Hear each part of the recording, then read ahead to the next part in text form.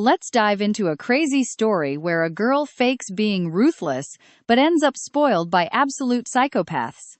But the moment she opens her eyes, they warn her she needs to learn the family rules super fast. If you want to live. The man before her had pitch black hair and eyes, exactly like her favorite character, Hiron. He was the ruler of the Northern Balato family, and he just adopted our main character, Viola. Viola possessed incredible talent and eventually took over Balato, but she ended up totally miserable after losing everything. She felt so sad for the heroine's tragic fate, wishing she could have given them all a happy ending. But staring down at her tiny hands, she was shocked. Did I somehow become Viola inside a dream? She knew Hiron only adopted her for her genius assassin potential, using her to push his actual bloodline heirs. Since it's just a dream, she decides to go wild. Out of nowhere, she calls out to him with a sweet smile. "Are you my dad now?" Hearing Hiron confirm it, she remembered how Viola slaughtered the other heirs to climb up, though she just wanted real love. Even in a dream, she wanted to help her. So the little girl boldly asks, "I heard Balato values logic above all. Why couldn't I choose my father?" Watch closely, because this daring move completely catches the man off guard. The butler nearby gets annoyed, giving her a sharp warning look not to speak without permission, but she knew Hiron preferred bold defiance to obedience. Putting her hands behind her, she spoke like a tiny adult. Balato lives by survival of the fittest, even encouraging siblings to kill each other. It is all about logic and family interests. "Duke, am I right?" Amused, he asks.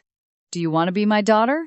She accepts instantly. Her lightning-fast reply immediately sparks the Duke's curiosity as to why. "Because you are handsome." Honestly, he was just her favorite character. Instantly, the room falls dead silent.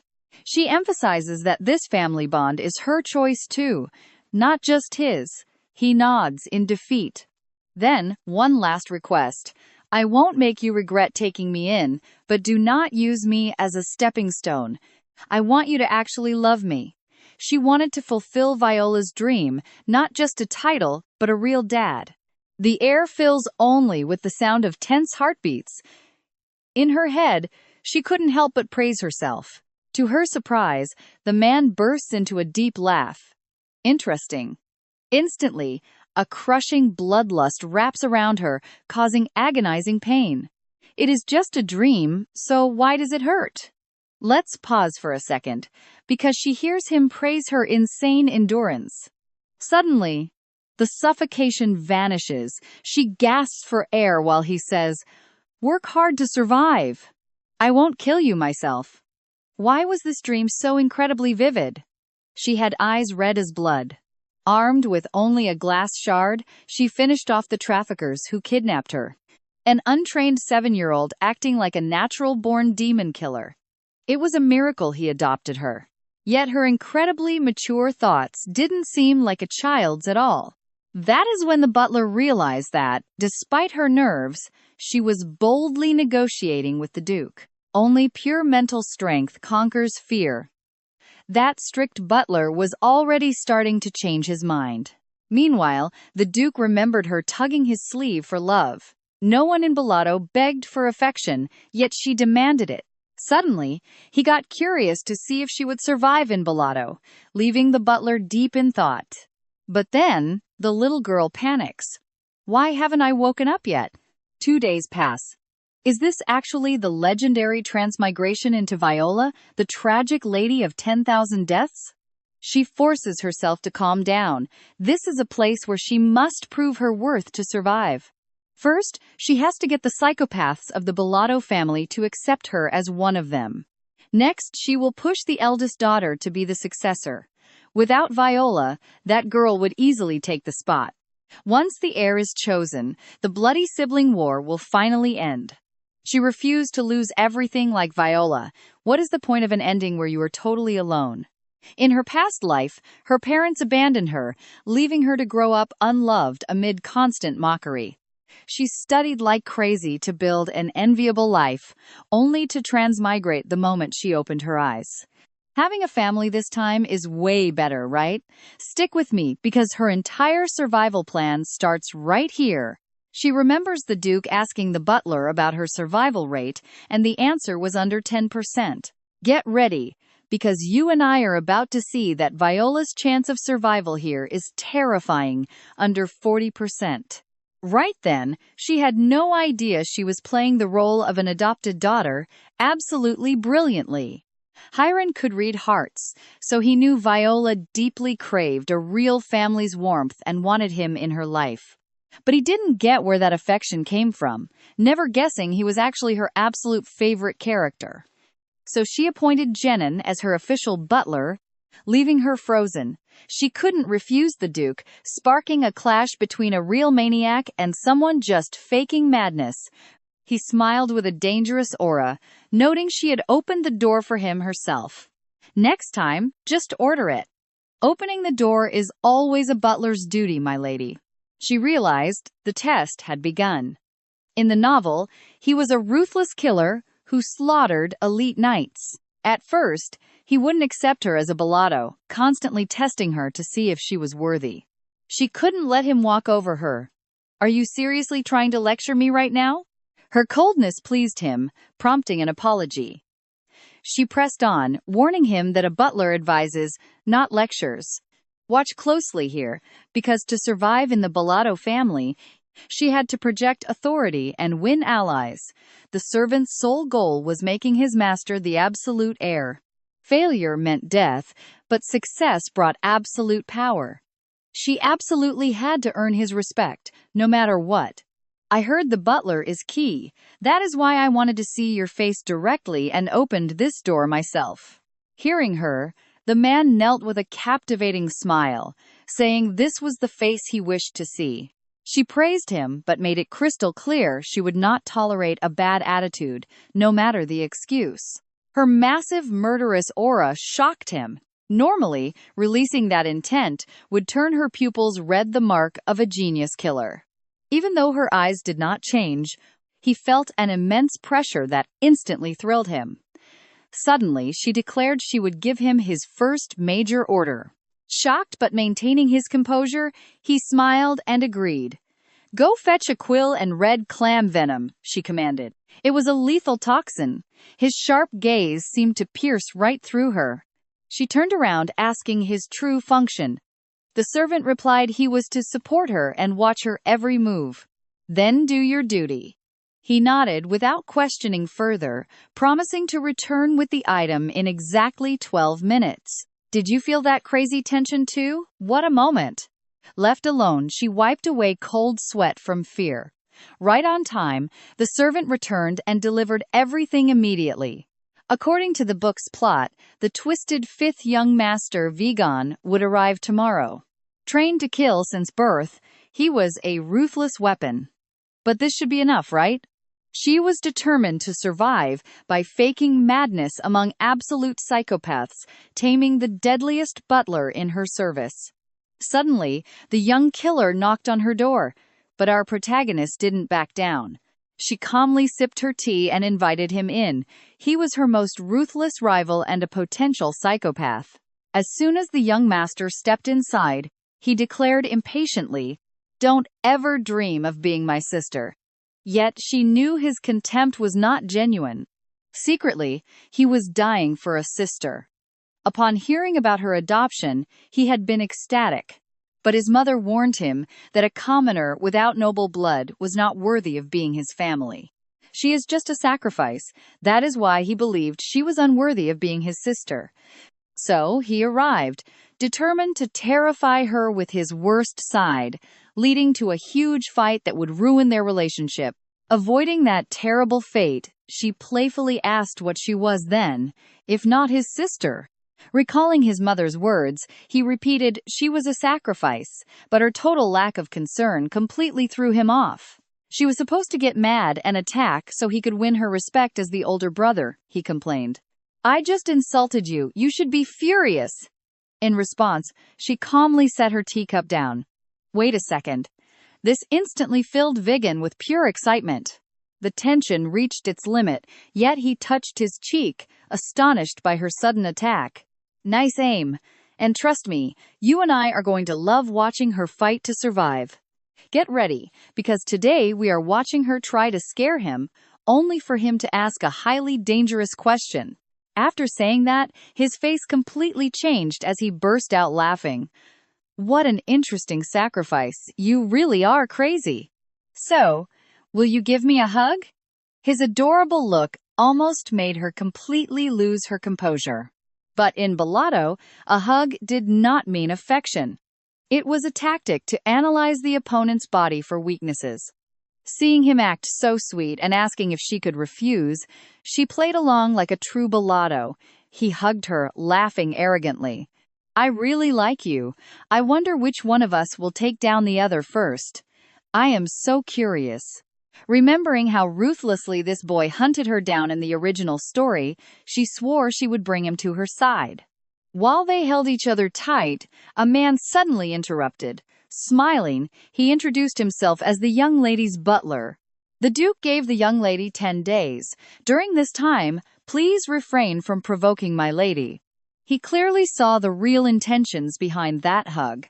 Otherwise, I will have to report everything to the Duke. But could they not talk without him holding her? Hearing this, an annoyed Vig grimaced and let her go. I am leaving. See you soon, little sister. Or rather, my sacrifice. The moment he finished speaking, he collapsed. Everything spun for him like he was ascending to heaven. The young lady coldly ordered them to take him back. Although the red clam poison has already taken effect, he will wake up soon. The butler could not help but admire her with deep respect. The young lady won an absolute victory this time. Was that why you asked me to obtain the pen and the poison? On the outside, she looked calm, but inside she was terrified. Please, do not ask me for any explanations. If you ask, it is because I reincarnated and know the story. But he insisted on questioning her, making her heart race. Did he discover my secret? Why did you hug young Master Vision? Hearing this, she immediately breathed a sigh of relief. She thought he would ask why she prepared so early, but she decided to hide nothing from him. A hug reveals an opponent's weaknesses, but young Vig might have also uncovered her vulnerable spots. Hearing this, she smiled and asked if that would really be a problem, leaving the man frozen by her sheer audacity. For a 7-year-old girl from the suburbs, having such knowledge could only come from a natural killer instinct. He sincerely praised her for her amazing confidence, but then suddenly pulled out a dagger, giving her a major scare. To her surprise, he only leaned in to very carefully snip a loose thread. All right, lock in, because the real twists in this story are just getting started. I will send my report to the Duke, but first, let me show you to prove my absolute loyalty. This was another massive shift from the novel. Reading that she had the drive of a true heiress left her completely stunned. Why did I not know about this? Did I actually have the power to lead the Bellotto family? She was completely baffled again. The butler only behaved this way because he deeply believed in his lady's natural talent. So, I will work to make you the next Duchess, but she wanted no part in that bloody life. Looking at him with innocent, pleading eyes, the butler completely misunderstood her, moved to actual tears by her supposed trust. Even though the plot has completely derailed, our female lead has to keep moving forward no matter what. So she ordered him to bring her the family hierarchy map. Meanwhile, a mother holding a whip asked her son his thoughts on her. His reply was brief, very interesting. That raged his mother for showing mercy to a rival, so Viggen quickly corrected himself. I must crush her, my mistake. If I make a mistake, I must be punished, he replied like a machine. I see you understand clearly. Are you ready for the whip? Seeing his mother's hand bleeding from the tight grip, he kneeled down submissively. His fragile frame did not stop the abuse. The whip struck repeatedly, hurting both the young boy and herself. That boy, always so incredibly proud, endured the agonizing pain without making a single sound, trembling and crying in pure silence. Meanwhile, little Viola was absolutely drained after dealing with those two monsters. Even so, she had to keep proving her worth to the Bellatos. Failure here meant certain death. While resting, she recalled the original novel. Viggen was still more worried about his mother's hands than his own wounds. She hurriedly called the butler to go see Viggen. "Stick with me, because we are about to see if she succeeds." No, she had to win them all over. Under the moonlight, the boy's clothes were soaked in blood as he whispered that his mother was tired because of him. "It is all my fault. I am a bad child. Come along with me," as we find out how the killer brother seeking the throne was actually just an abused child. Ignoring the locked door, she ordered the clever butler to open it, but the smell of blood from inside chilled her to the bone. The novel's words fell short. Only now did she truly understand the bitter exhaustion of little Viggen. Suddenly, a man appeared, claiming the young master wanted no visitors. Looking closely at him, she knew he was the butler. But she insisted on seeing him today, which made the man swell up with absolute rage like a pufferfish. "Jenin, I am warning you, shut your mouth." That was how the grand conspirator complained to the little lunatic. "He told me to shut up. What should I do? Can you handle him?" Saying this, she pulled out a dagger. "Even if it is hard, there is nothing I cannot do. Do you really want to break the East Castle rules?" This suddenly reminded him of the strict rule that violence and murder are strictly forbidden inside the East Castle. Knowing the little lunatic would stab him without hesitation, he hid his bloodlust beneath a polite, gentle mask. Terrified, she swallowed hard. "How scary. Better get out of here." Pretending everything was fine, she walked right between them. "Look at this." Jenin put his dagger away as she left. Both instantly changed their tunes, praising each other's wits. The man complimented the butler on his great mistress, making him swell with pride. "She does not need to try at all. It is like she was born to rule. Her scoldings and how she guides me are spot on. It seems like she was truly raised in the Bato family. Plus, her intuition is incredible." When he suggested attacking their unconscious enemy, she hit the nail on the head immediately. If we kill him now, Jenin would be executed for having no proof of innocence. It is that simple. If the butler dies, I will be in trouble. After all, you are indispensable to Viola Bellato. She had blended so well into the Bellato family that, out of reader habit, she blurted out her full name, without realizing. Entering the room, she saw the boy covered in scars and nervously walked toward him. She flopped onto a chair, muttering about losing so much blood, but Viggen replied that he only bled a little today. "Isabella's whip must hurt like crazy, right?" The boy softly agreed, but claimed his mother suffered too, asking if it was his own choice. Hearing this, he grabbed his own clothes, desperately clinging to a lie, whispering that it was all because he made a mistake. He smiled through his tears, calling himself a bad person, breaking her heart out of pure, deep pity. "I know what you are thinking. It is heartbreaking, hearing a kid talk like this in this terrible family. The whole family is packed with power-hungry maniacs, while she hides her identity and acts crazy just to protect him." When his sister asked to see his back, the boy reminded her that stabbing him in the East Castle would be a serious crime. She hated kicking someone when they were down. "Either way, one day I will make you kneel before me like a dog." This filled him with high expectations, though watching a completely defeated brother would not be very fun. Hearing this, the boy nodded and turned around, exposing the horrific whip marks sliced across his back. Viola's heart shattered. He is only an 8-year-old child. Gently, she pulled out what she had prepared. The little boy asked with terrifying innocence if that was a knife, poison, or perhaps acid. A second later, stinging pain cut him off. He was about to scream and run, but she stopped him, saying it was ointment, not poison. "Is it a special poison?" To play her villain role, she told him to heal quickly so she could enjoy destroying him later. Really, she just wanted him to stop hurting. But suddenly, she heard the boy whisper that he felt very strange. Watch closely. Just when she thought her act failed, he touched his chest, saying his heart felt weird. It hurts, right here. As he spoke, tears started spilling out, and he stared at them, totally confused by his own crying. Why am I crying if I am smiling? Did you poison me? When? You really are incredible, the boy whispered. Suddenly, he looked at Viola. Why are your eyes red? Were you poisoned too? She quickly hid her emotion with a joke. Wow, a young master of the Bato family crying. Should I not cry if I am feeling sad? If his mother did not hurt him, he would not be sad, yet he lied to himself, saying it was his fault. Want to know why you are sad? It is because you have suffered unjustifiable cruelty inside this cursed castle. Castle rules dictate that children under 10 must be protected, and anyone who breaks this law will die.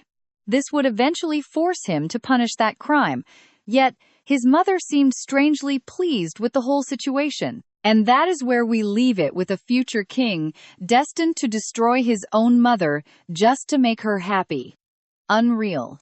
Get ready, because you and I are about to see a mother force her son to become a literal demon. After she died, he became a homicidal maniac. Vigan knew she was insane, but still, she was his mother. To keep him from losing his mind, she coldly reminded him that if he couldn't control himself, she would have to eliminate him. That was the rule of the East Castle. He just smiled, mentioning a task from his mother. He spun around with a sweet smile, asking if she wanted to play a game, since it was supposed to be fun. He looked so cute she wanted to hug him, but she suppressed the urge and quickly accepted his invitation instead. For their very first practical training, the butler prepared a short sword coated in deadly poison. Just one scratch would send her straight to heaven. She was absolutely terrified inside, but she forced a cold, careless look. It is just a game. No poison for me. He obediently wiped the blade and smiled, wishing her luck. He would tag along, but would not help her during the mission. Here is where it gets interesting. This little game of theirs was an ambush, right where the novel's male lead first appears. She was finally going to kidnap. Meet the actual male lead of this story. On the way, he whined that riding in a carriage was awful compared to horseback. She told him to just ride a horse then. Hearing this, he snapped, pointing out she is 7 and he is 8, so she should call him Big Brother. His childish whining made her sigh, realizing he was still just a kid. But a second later, reality hit her hard. He bragged about killing 10 more people than her, promising to show off later. Suddenly, a brilliant idea hit her. This training was way too dangerous for a reincarnated girl, so she decided to let her brother handle everything first. She offered to help if he got tired, but she was really just playing him to do all the heavy lifting. This fired up Vegan's competitive spirit, and he proudly promised to handle absolutely everything. Once they arrived at the fortress, the group began climbing the steep mountain path. Strangely, the entire place was dead silent. Vegan played with his lethal weapon, wondering why the guard posts were empty. Things take a dark turn here. Smelling blood, they discover the shallow grave of a young boy. Seeing this, she knew the male lead was already here. In the novel, he survived by hunting alongside his father and sister. His only dream was to become a skilled hunter and take his sick sister to a temple to cure her. But sadly, that dream shattered. Stick with me here. Returning from a hunt, he found his father dead in blood while his sister was gone. Pushing through the pain, he rushed to find her. By tracking the kidnapper's footprints, he managed to reach the bandits' hideout directly. But the bandits spotted him, and he ended up witnessing their horrific deeds with his own eyes. Ignoring her brother, she investigated and found tracks leading inside. Combined with the body outside, she deduced someone had already snuck in. While she was lost in thought, our male lead, desperate to save his sister, shot the guard and pushed forward. The heavy scent of blood proved the battle was already underway. She had to act fast. They couldn't let anyone else take control. The butlers deeply admired her wisdom. While one followed Vigan, the other wondered if the young lady would join them. But she noticed a child's footprint. Charging in blindly like this meant only one thing, a pure thirst for revenge. Surprisingly, he was still alive, but judging by the noise inside, he had not completed his revenge just yet. Her sharp mind left the butler in awe, making him vow to help her become the sole rightful heir. A sudden shiver ran down her spine. Following the footsteps, she opened a door and finally found him. The male lead was standing there, but seeing him made her freeze. How was it possible for this person to be here? As the boy stepped closer, she noticed something. Rolling up his pant leg, there was a triangular mole just like her first love. They had grown up together in an orphanage. He was sweet, handsome, and had become her only source of light. But right before she could confess her feelings, she heard he had died. How was he alive in this fantasy world? Their eyes met and her heart pounded wildly, but the boy immediately mistook her for one of the dangerous bandits. Using her hesitation, he held a weapon to her throat and threatened to kill her unless they took him to their boss. The butler's expression turned cold, asking the boy if he truly dared to threaten the young lady with a blade. That heavy bloodlust terrified the kid, and I know you and I can't wait to see how she survives this mess. All right, you and I are about to watch a girl knock out the main character with one blow and pin a dagger to his cheek with totally crazed eyes. What would happen if I move it just a little? Her body refused to move, making her suspect Viola's spirit had awakened, hoping the male lead could somehow hold her back. He had lost everything and accepted his fate. But she could not stand seeing a face identical to her first love give up, remembering her brother's support. This time, it is my turn to stand by your side. As she finally regained control of her body, she saw a group approaching. The butler admired this flawless tactic of faking weakness to defeat the enemy, but she knew it was actually the work of the real Viola. Side effects of transmigration? Luckily, she stopped before stabbing Tuant, not wanting to lose someone she actually liked so much. I will make him my personal toy. The very helpful butler put a collar on the boy right away. At these words, magic began to overflow, and the chains glowed with a bright blue light. Instantly, the young man was suspended in the air by iron chains, making the butler curious to see her next move.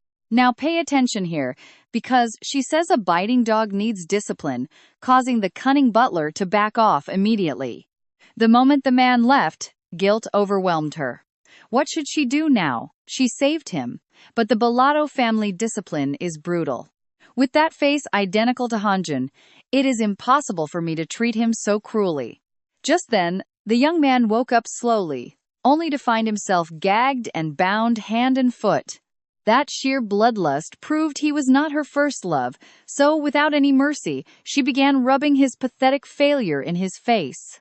You sneaked in blindly, only killed 2 guards, and already wanted to surrender over a simple battle wound. But how could a refined noble lady ever understand the suffering of common people? She knew she understood his pain. As an orphan who suddenly lost his new family, nobody could empathize with him better than her. So I will stay by your side. I am the one who saved you and will avenge your tragedy. You know how to repay me, right? Seeing him nod, she smiled with satisfaction. Perfect. Now he will obey without question. She firmly held out her hand. Stay with me and become someone strong who serves me with absolute loyalty. In this bloody battle for succession, she needed to recruit her own trustworthy allies. Though the youth did not understand her motives, he saw his last chance at revenge and calmly asked if he should be her dog. I know what you are thinking, but being a toy or a dog is the only legal status to stay in this violent clan without raising suspicion. After all, according to the family rules, a dog that bites its owner requires an exemplary punishment. Though her cold words sounded cruel, her eyes conveyed warmth, revealing that her supposed wickedness was just a facade. Remembering that in the original story the male lead regretted not burying his father in time, Viola offered to go with him to do it. This moved the young man to tears. The boy stood up, determined to cooperate, and asked her to hit him. She gripped the whip firmly and ordered him to scream loudly to make it sound real. The whip lashed down violently. Seeing the young man tremble in pure pain filled her own heart with bitterness. However, the cunning butler was watching them closely. To avoid raising any suspicions, she could not stop for anything in the world. Suddenly, her demonic brother appeared with an innocent smile, asking if she was having fun with her new toy. He was curious to see what the boy looked like, but he was mostly worried about whether she would also apply healing ointment to him. The warning left Viola baffled, as he threatened to murder the slave if she dared to heal his wounds. The girl understood none of this and could only resign herself to her brother's cruel promise to eliminate her servant anyway. Failing to notice her brother's obvious jealousy, she argued that killing her toy would damage her private property, which infuriated the little boy, making him puff his cheeks in extreme indignation. His ears turned bright red as he shyly admitted that he should have been the first in everything. Because of that, she was not allowed to heal anyone else. She stood stunned, completely missing her adorable brother's jealous hint. She warned him that if he kept acting so immaturely, she would never apply any medicine to him either. Vigan had no choice but to give in, though he swore that once he turned 10, he would get rid of that annoying intruder. But upon leaving the room, doubts assaulted him. Did he really have to eliminate her to fulfill his family's bloody duty? His mother ordered it, but he doesn't want to kill her, leaving you and me wondering what the creepy butler watching them will do next. All right, let's dive into this. The boy is utterly shattered, yet he just smiles with pure cruelty. To make matters worse, he points his dagger at him. If my lady weren't so soft, I swear I'd slit his throat right now. That brutal bloodlust completely terrified the poor girl. Such arrogance could only belong to the great Hiron. Basically, he was telling her to her face that her mercy was foolish and cowardly. Realizing immediately that he was trying to provoke her, her gaze turned icy and razor-sharp. "Janin, follow me." As soon as they reached an empty corridor, she slapped him incredibly hard. "You can test my worth as a balado, but don't be so obvious about it because it annoys me." Though inside, she felt terrible for hitting him so hard. The butler immediately apologized, even offering his own arm as compensation for his behavior. Seeing her unmoved, he asked with a gaze both sincere and crazed, "Can I offer you my life instead?" She could only act tough. "If you do that, how will you work for me? Next time, think carefully before you speak." Her incredible maturity and composure at age 7 completely astonished the butler, though if he hadn't used defensive magic just in time, the bones in his face would have shattered from that single strike. Not only that, but she shattered Vision's magic shield, leaving a permanent mark on the young master's face. Her innate ability to effortlessly manipulate magic at will was truly mind-blowing. Watch closely. Did she bring him here to save his pride from that toy? Yes, because he is her only trusted ally. Hearing words so uncharacteristic of a balado touched his cold heart. Jenin truly wished this young girl would rule the entire family. But this completely freaked her out. Could a single slap really trigger such a massive reaction? Absolutely nobody in this place is normal. Days later, she kept her word and helped the boy bury his father's body. As his new mistress, she gave him shelter, food, and clothes, slowly turning him into her most loyal follower. However, she noticed that locking eyes and constant physical contact were starting to wake up the real Viola. While plotting how to prevent that from happening, the butler informed her that Vigan had just received another brutal punishment. Now, pay close attention here. Walking into her brother's room, she found him lying helpless at his mother's feet. "Oh? You actually made it here. Vig has been eagerly waiting for you." This was Isabella, her brother's mother, a highly powerful woman bound to Duke Chiron through a cold marriage of convenience.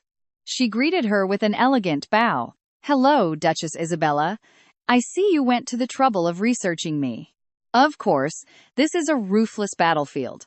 The tension between the two was right on the verge of exploding. Far from backing down in the face of cruel insults about her origins, the little girl confronted the woman face to face. Poverty can hold dignity and wealth can be empty, but no humble parent would ever leave their child in such conditions. The Duchess tried to keep her composure, but her voice carried an incredibly dangerous threat. An outsider has no right to judge how I raise my son. But she did not retreat, instead stepping closer to her brother. How could I be an outsider when we are officially siblings now? Spotting the marks on Vegan's neck, she knew poison was used. Ignoring the warning not to cross the line, she stood up firmly. Every child under 10 years old is protected here. As the lady of this household, you have broken the rules. But the woman showed zero remorse. Carrying the Bellato name is heavy. I am merely teaching my son to never let his guard down. Realizing it was impossible to reason with her, she ordered her butler to record everything using his magic. Then, completely out of nowhere in the blink of an eye, the woman grabbed her by the throat with terrifying speed. The Duchess threatened the butler to make him stop, but the girl just smirked. You clearly know you are in the wrong by hiding it. The butler began bleeding heavily. The cruel mother got what she wanted, forcing him to shut down the magical recording. Only then did the woman release her. Viola's composure was incredible. It seems the upcoming welcoming banquet is going to be quite a show. Yet her gaze remained steady and completely fearless. Thanks for the early welcome. But what is the point of all this? Vig has already witnessed your unforgivable cruelty. Seeing her son wake up, the Duchess spun around and stormed off in a rage. Only then did the girl start healing her wounds.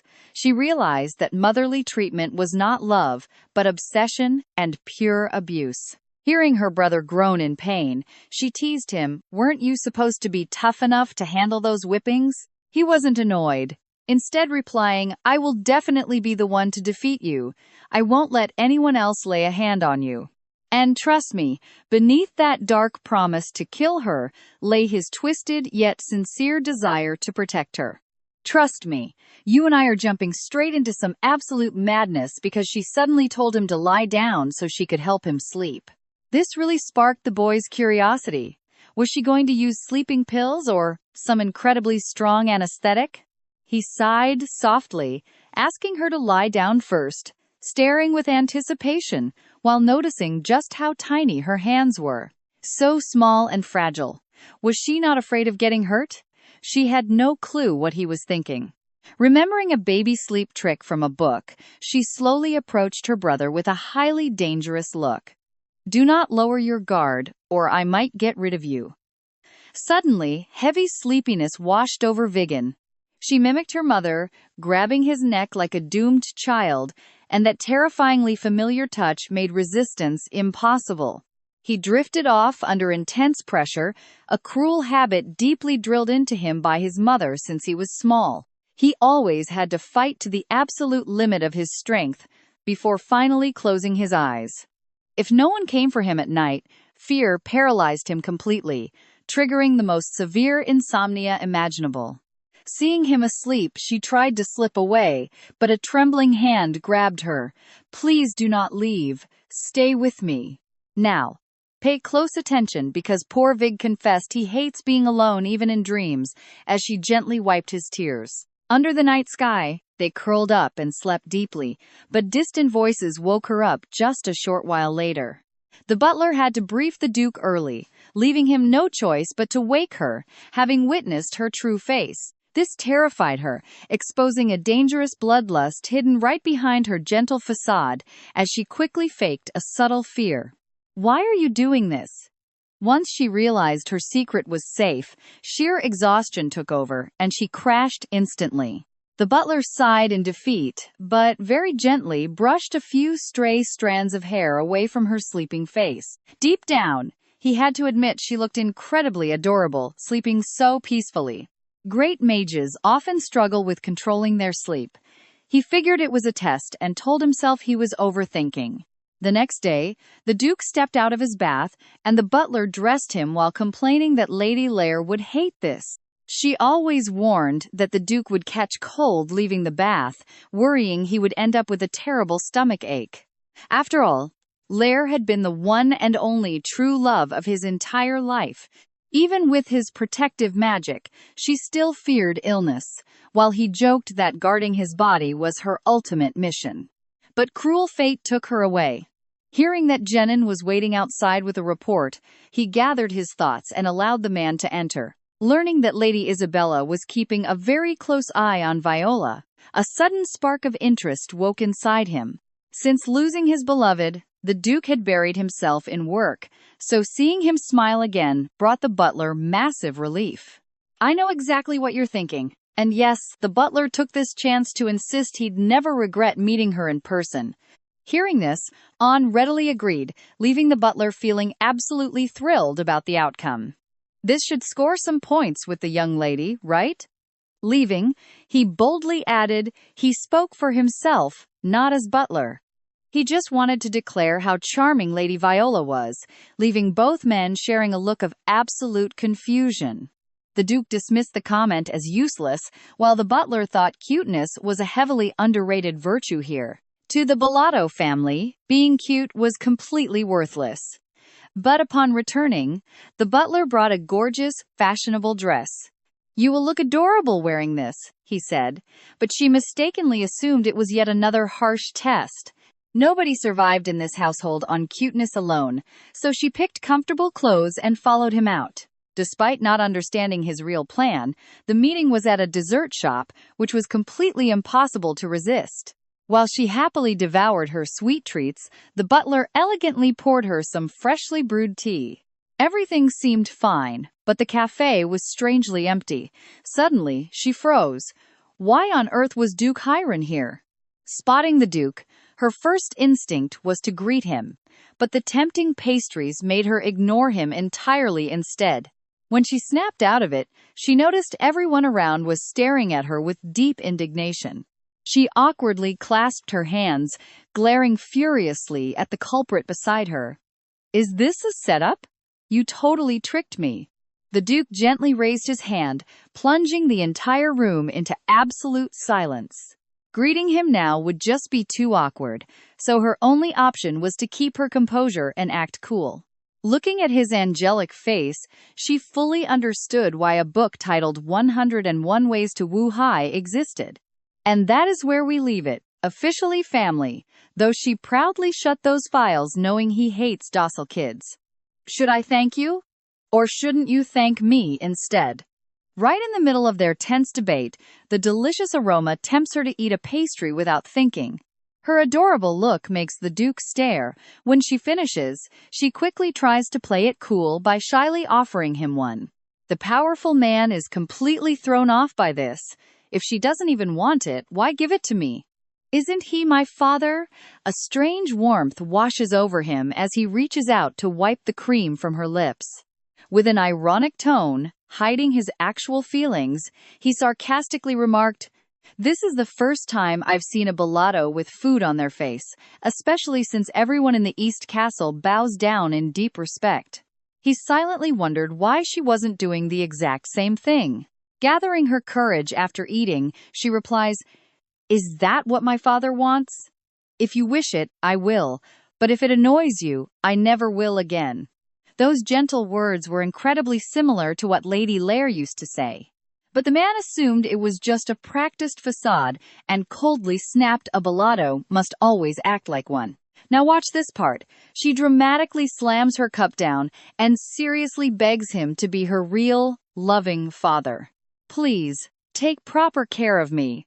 Her bold courage stunned him, but he stopped the butler and walked away, simply saying, "See you at the welcoming banquet."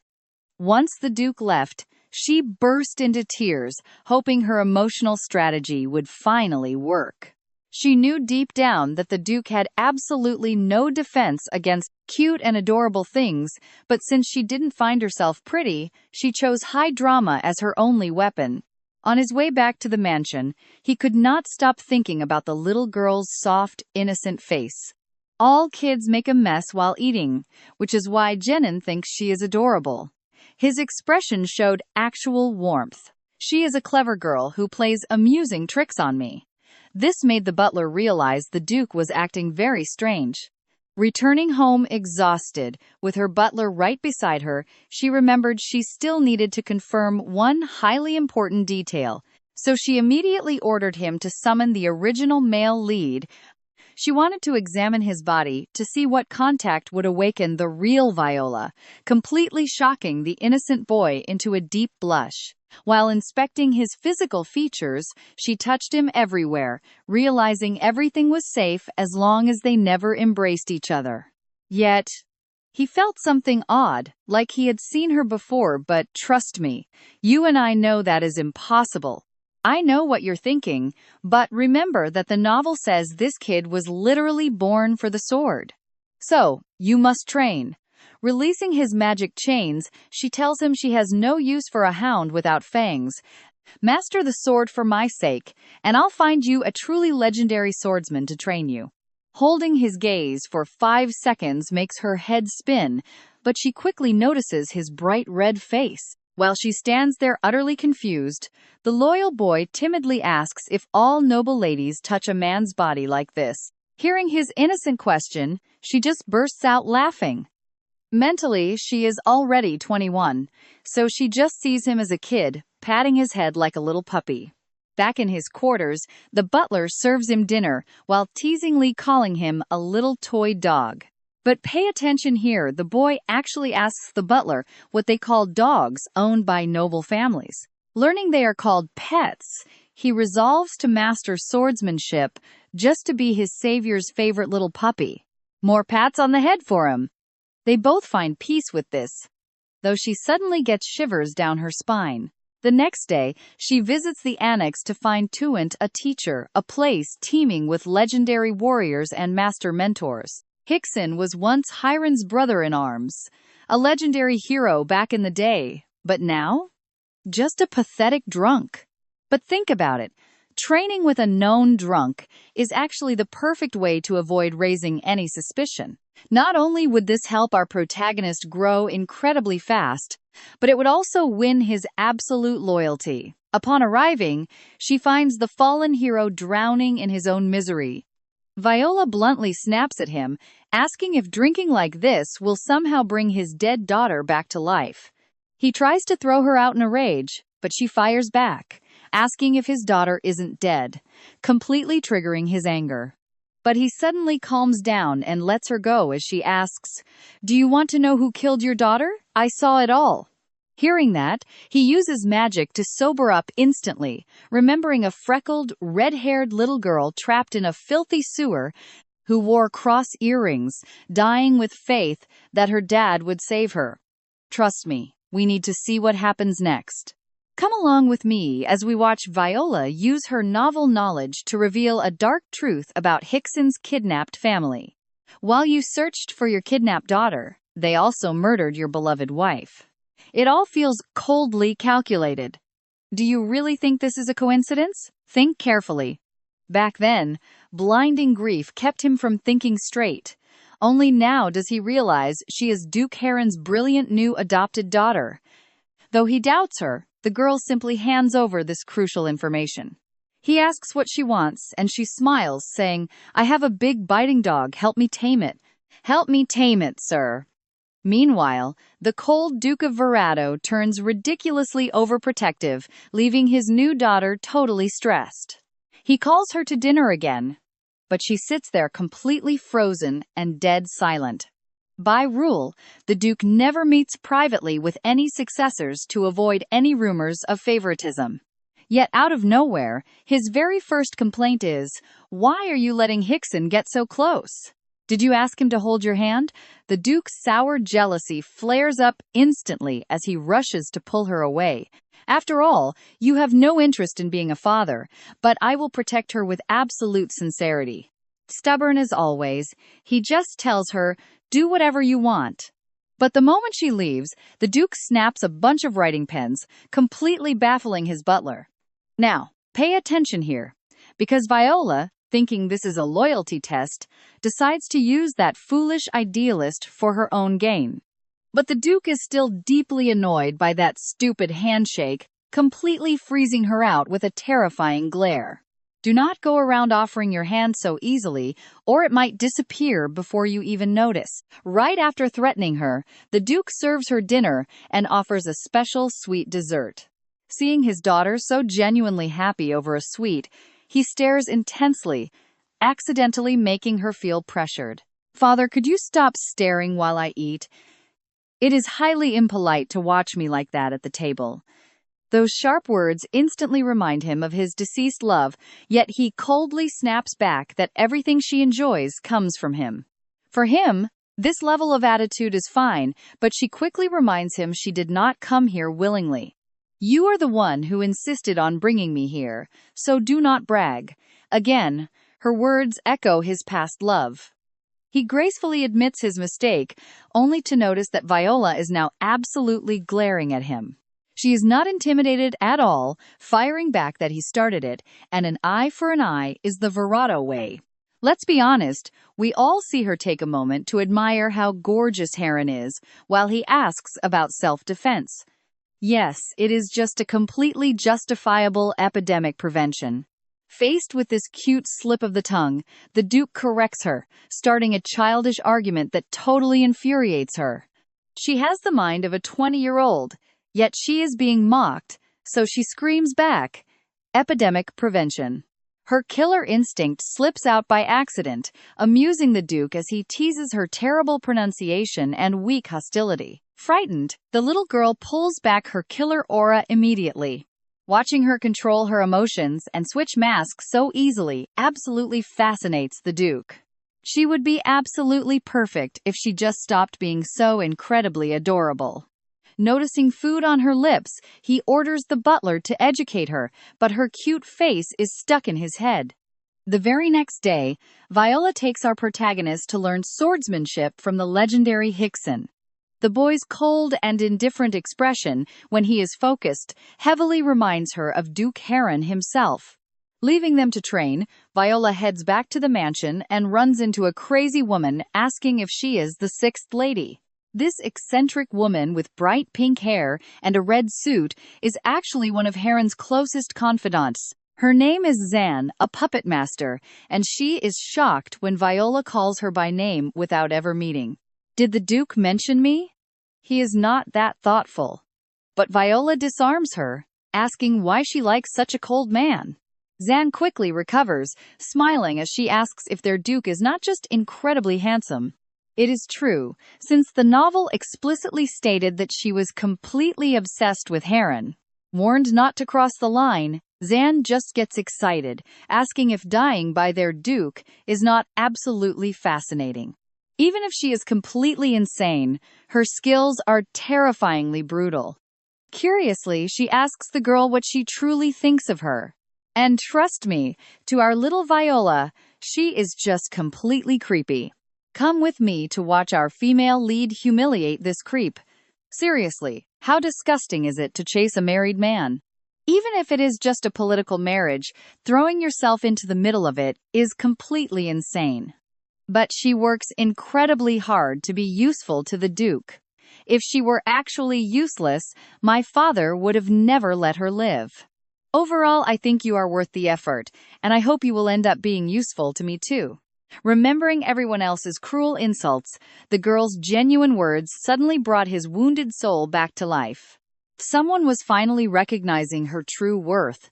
She stood up instantly, begging to handle her makeup for tomorrow's grand welcoming banquet. "I promise I will make my lady the most dazzling presence in the entire room." A dangerous mix of nobility and wild cruelty, mimicking a lethal ruler with venomous fangs, capturing everyone's attention instantly. The young lady was completely stunned by this. Was she looking at the work of a psycho artist? One thing was certain. Turning down the proposal would cause massive trouble, so she forced a fake smile and said she was looking forward to it. As she agonized over attending a banquet filled with lunatics, she suddenly felt a hand resting on her shoulder. Her survival instincts kicked in, drawing a blade to strike the intruder. But the danger only thrilled her brother, who smirked at the sight. She expected Vigan to strike back, but he just rolled up his pants, showing a tiny scratch and whining about the pain. He begged her to apply some ointment. Didn't he claim even stab wounds don't hurt? Why whine over a simple scratch? Couldn't the butler do it? But he just handed the medicine jar directly to her. It was clear she was spoiling him too much, so she offered a condition in exchange for patching him up. Hearing this, Vigan refused, but gave in 2 seconds later, asking what he needed to do. He had to grant her a favor later. Even though the boy was caught off guard, he agreed just so she would apply the medicine, and that was that. Viola, I am so jealous of you. I never got a welcoming banquet. Hearing those words, the young girl fell silent. That party wasn't a celebration, but a deadly trial where her life was truly on the line. Seeing her brother sad, she chose to comfort him. She suggested they play together next time, instantly restoring his cheerful mood as he waved goodbye until the following morning. She began to feel anxious about the upcoming day, and to make things worse, the butler woke her at 4 in the morning. Annoyed, she fired a direct magic spell at the noisy butler, giving the poor man an absolute heart attack. He casually advised her to move 3 degrees left to increase her success rate by 10%, helping her up. Pay close attention here. When she woke up, she found Seven holding scissors, claiming she almost died 3 times. Hearing his complaints, she realized her body had moved entirely on its own again. Suddenly, catching her reflection, she looked gorgeous but sharp, her purple eyes glowing enchantingly. Was she actually this beautiful? Lady Viola, allow me to lead you to center stage today. I promise you will shine brighter than anyone at this gathering. Please, shine as freely as you wish. As she stepped inside the hall, her arrival was announced, capturing every single gaze. She walked silently, heading straight toward the battlefield, leaving the entire room in absolute silence. I bet you did not see this coming. She suddenly sliced an invisible thread with her dagger and glared at the butler. This was the very first test. In the original novel, Viola would mercilessly kill him, but she chose the real puppet master. She stepped on the culprit's head with a murderous gaze, warning that these cheap tricks were not amusing to her at all. Seeing the woman tremble, she coldly asked if she preferred to die instead. She pointed to the butler's injury, suggesting he pay the price, but a sudden voice interrupted the scene. They ordered her to sit. She intended to bow politely, but could not help secretly admiring his handsome looks. The moment she sat down, every eye locked onto her, exerting an overwhelming pressure that made her tremble on the inside. She forced herself to hide her fear, focusing entirely on keeping a very close watch on Heron and Isabella. They dared to attack even before the main test. Since her father brought her personally, the Duchess would surely evaluate her. What would the test be? But the Duchess only had 2 simple questions. First, why did she not kill them? She simply responded with absolute calm, asking if that was a real question. Her commanding response stunned the other competitors and deeply angered the Duchess, who felt completely looked down upon. She clarified she meant no disrespect, and trust me, you and I are going to want to see what happens next. What happens now? Come along with me, and watch how the butler smugly whispers to the Duchess that she's completely ignoring her siblings. Such a natural attitude is truly worthy of our young lady. Yet, behind her calm face, she was terrified of failing her real trial. Her mother angrily demanded why she didn't just kill them, but she only smiled back with absolute composure. Only direct family and their personal butlers attend this banquet. Guards and regular servants are outsiders, nothing more than disposable puppets. They weren't acting on their own will, they were just following your orders. That's exactly why I spared them. Mother, does my explanation satisfy you? This mind-blowing display of quick-witted deduction completely froze the Duchess in her tracks. Out of nowhere, Heron praised her sheer intelligence, leaving the other heirs in absolute disbelief. He rarely showered anyone with praise. Seeing the Duke accept her, the Duchess had to swallow her next harsh question. But she wasn't about to end her test there. She already knew exactly what their next question would be. How dare you draw a weapon before us? Exposed and vulnerable, everyone panicked, realizing just how dangerous this girl truly was. The Duke stepped in right on cue, staring at her with confusion. She had actually outsmarted Isabella completely. She proved she was a Bella too worthy of praise, though her cute looks hid a strange affection towards him. That immediately brightened his mood. Pleased by her loyalty, the Duke ordered the welcome gifts. Now, watch closely, the butler brought deadly poison for the final test. These were highly lethal poisons. Her mother mocked her, asking if this was a special gift for her youngest daughter. It is exceptionally good for your health. In the original novel, she threw the potion away, boasting she was stronger. But this time, she planned to give them a much bigger show. She picked a poison calmly, but her eyes held a hint of madness. She knew exactly what they wanted from her since day one. While speaking, she slammed the bottle down. Instantly, the carpet dissolved and a few acidic drops splashed right onto her leg. What if they want me dead? Still, the butler proudly stated that she was the only true Baladu of her generation. The Duchess praised her instantly, remarking on how she had a truly exceptional butler. While he carefully applied medicine to her burned leg, she suddenly snatched up another bottle with fierce intensity. Will this one do? I bet you're curious too. It has a familiar scent, with a dark, hidden story buried behind it. Hearing those words, the Duke froze in place. That exact potion was created by the true love of Heron. She wanted to be with him forever, offering this poison named Viola. Heron wanted to die alongside her, but his butler stopped him. What a twisted family, not a single normal person here. They even named their adopted daughter after a literal poison. Nobody knew she possessed a unique body constitution. Seeing her uncap the bottle, the Duke was immediately alarmed. I want to taste it. Though the butler warned it was the deadliest of the 5, she felt a strange calling. Heron couldn't hold back and asked what she heard, but she hadn't heard a thing, she actually saw it. She saw a yearning for someone, a love stronger than death itself. Feeling a deep connection to her character, she replied calmly. I will drink it then, she said, chugging it down before them. Inside, she was terrified, but she trusted the storyline. Suddenly, her blood began to boil. Her eyes turned blood red, awakening a fierce and dangerous homicidal instinct.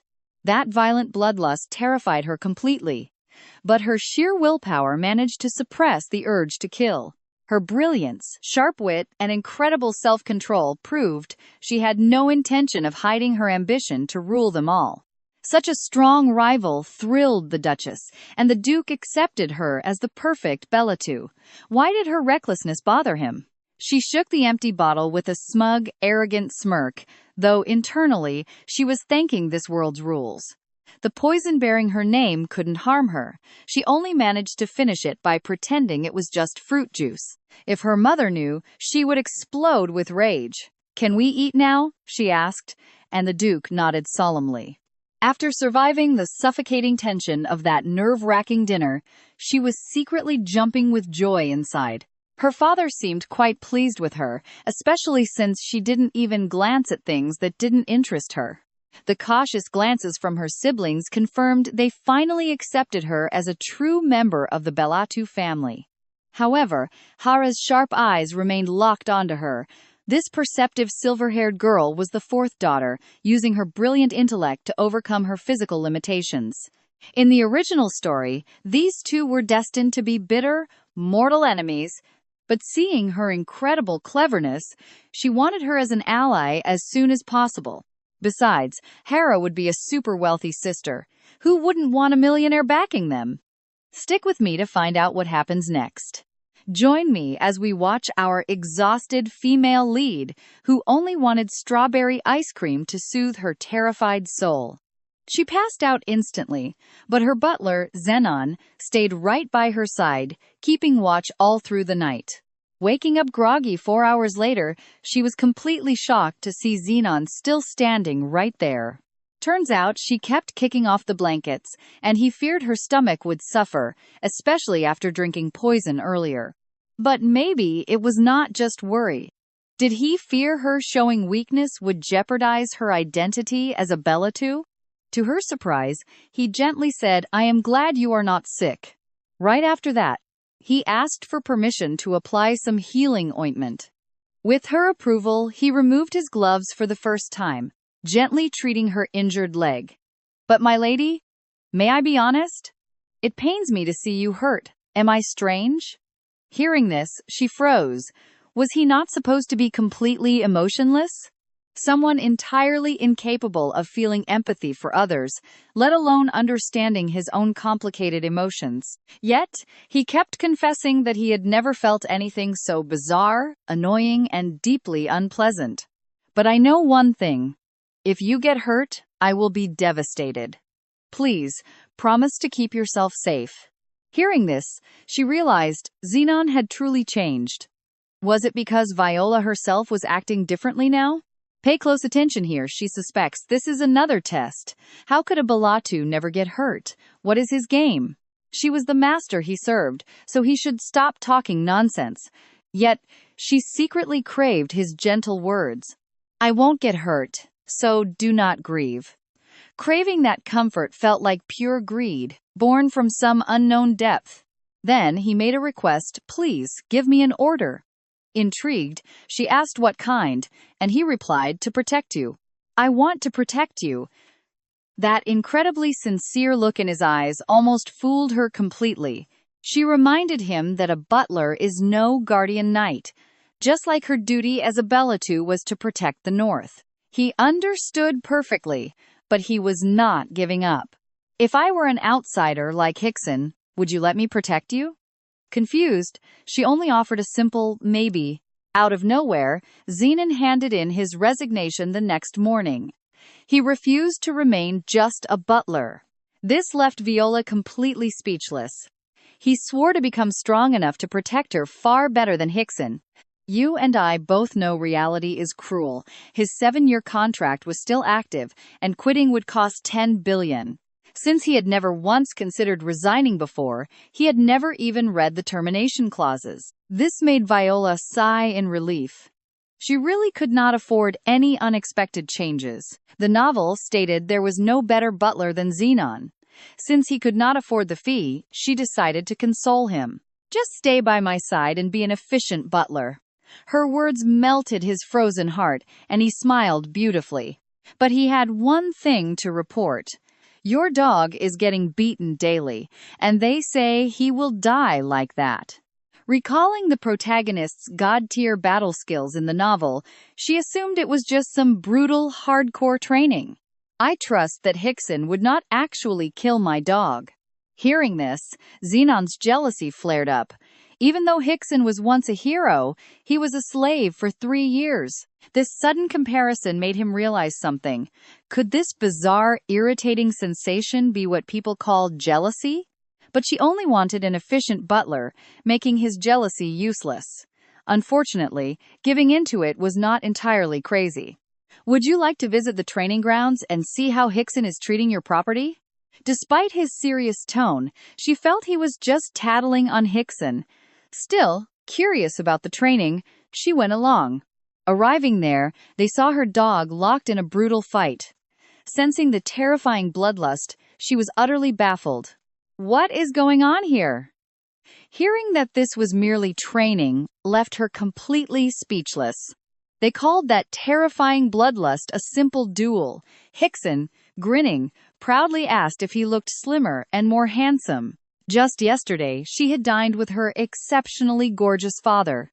Compared to him, this uncle fell incredibly short. Hickson was speechless, but he was secretly jealous they were close enough for her to call him dad. But how else could she call him? Realizing they were not actually that close made her happy enough to hum a tune. Meanwhile, the two continued their savage battle. Watching this, Hickson asked her who she thought would win. She immediately picked up on his trick question. Did he mean their usual performance? Or this exact fight? That is where we leave it today, with her betting on Vicen. Trust me, the next part gets absolutely insane. Come along with me on this one. Our trainer was curious. Why ask about the conditions? Because Vicen and Tuent have completely opposite sword styles. Vicen was raised as a stealthy assassin. Fighting out in the open was never his strong suit. Tuent, on the other hand, trained directly under him, making the open field his ultimate advantage. Still, his technique lacks Vicen's sharp polish. Unless his brother makes a massive mistake, Vicen takes this victory easily.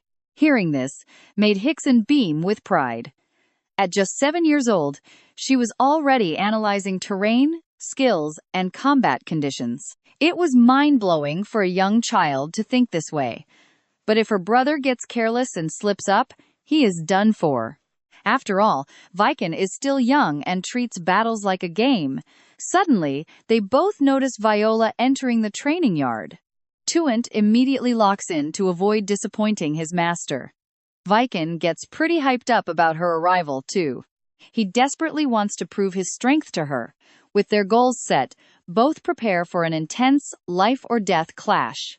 Just as their blades are about to clash, Hickson stops them. A draw. Watch closely, because his brother is absolutely furious about this. I almost pierced his heart, Vicen complains. But Hickson counters that Tuent would have slashed his neck first with that longsword. The stubborn brother refuses to accept it, claiming he was ready to dodge. This earns him a quick smack from Hickson, who jokes that his whining is pathetic. Furious, Vicen vows to kill him. Hickson is unfazed, telling him to try. Seeing Viola call for him, Vicen desperately tries to explain that he did not lose. But our female lead calmly pulls out their signed contract. Their deal states he must grant her a wish. No matter how strong Vicen gets in the future, he is forbidden from killing their uncle. She worries that if Hickson dies, who will train the main character? Hearing this, the brother reluctantly agrees with a pout. Meanwhile, the main character blames himself for embarrassing his precious master. Surprisingly, she praises him instead. You fought wonderfully, she says. As long as you are safe, everything is fine. Her sweet words touch his heart, prompting him to promise he will be her loyal puppy. She assures him she wants him close. To her, a loyal companion is just a pet, though she has no idea where he got this bizarre logic. Why was he tilting his head toward her like that? Feeling a bit shy, she gently pats his soft hair. Blushing and ecstatic, the boy admits how incredibly happy her praise makes him, which completely enrages his older brother. You saw that look, right? Both brothers share the same dark thought. One day, I'm going to kill you. Watching her easily tame her disciple, Hickson suddenly feels like he has uncovered the girl's grand secret. She panics, thinking he figured out her reincarnation. Instead, he highly praises her incredible talent for being a mercenary. You use your childish face as a mask to plead for help, but underneath, you are still that ruthless young lady from the banquet. Instead of being bothered by her dual nature, Hickson actually finds this sharp contrast absolutely adorable. Hearing this, the butler rejoices at finding an ally, who also worships the young lady's pure cuteness. Taking advantage of the training session ending, Viola requests a private chat with her brother. Vicen is thrilled to get her all to himself, leaving the main character looking like a sad, abandoned puppy.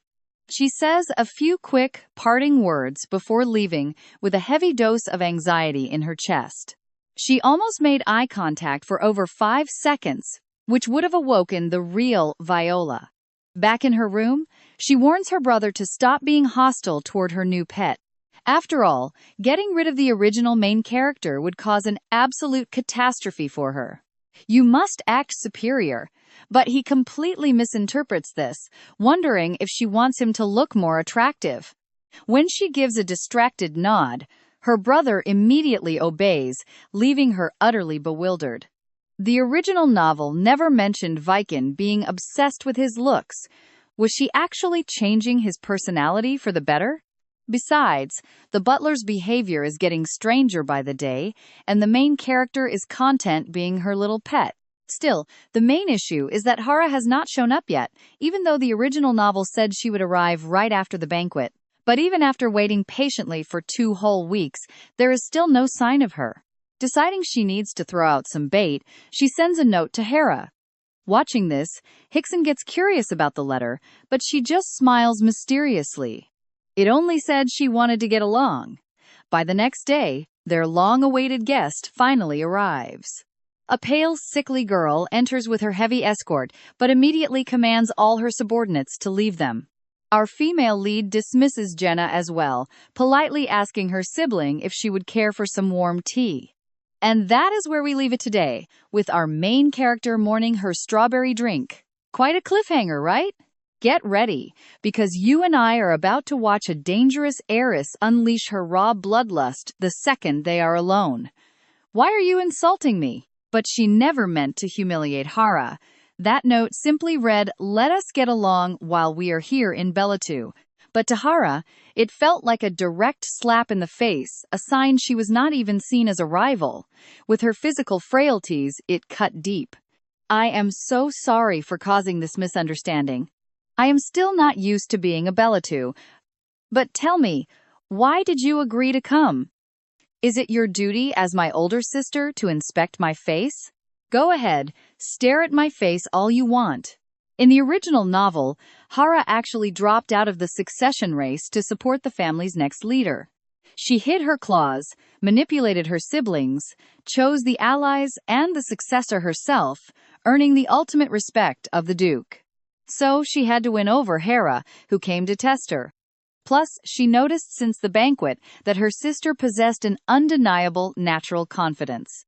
But Viola pressed on, I still do not know much about Bella too, but I do understand one absolute truth. The strong survive, and the weak perish.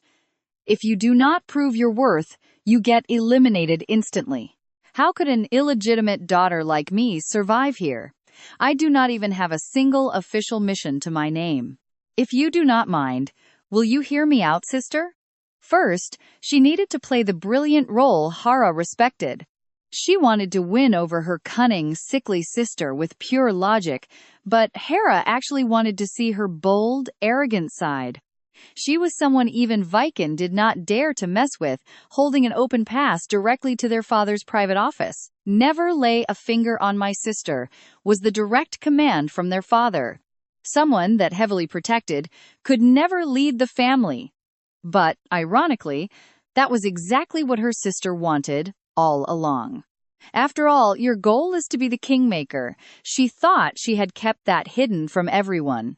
Now, pay attention, because here is the ultimate test to see if she really has what it takes. Oh, she was absolutely sure. Her sister made a deal with their father, trading her succession rights for protection to secretly back the future heir. And the mastermind designated for that vital mission was the White Belatu. The legendary Belatu clan was split into 2 completely different factions. The Black Belatu relied on sheer physical dominance, while the White faction controlled the realm of pure strategy. Everyone looked down on Hara, thinking the White faction was just useless thinkers, but Viola knew she was brilliant. Given her physical limits, this was honestly the smartest, most calculated choice she could make. I respect that choice, and I truly believe you are a real Belatu. This sudden understanding completely caught Hara off guard. Does it feel good wearing such an uncomfortable mask? That question instantly terrified Viola. Did she see right through me? Hiding your inner madness must be unbearable. Deep down, you want to swing your sword, right? Hearing this, she was stunned. Was she talking about her? Of course, running around with untamed bloodlust is unworthy of a Belatu.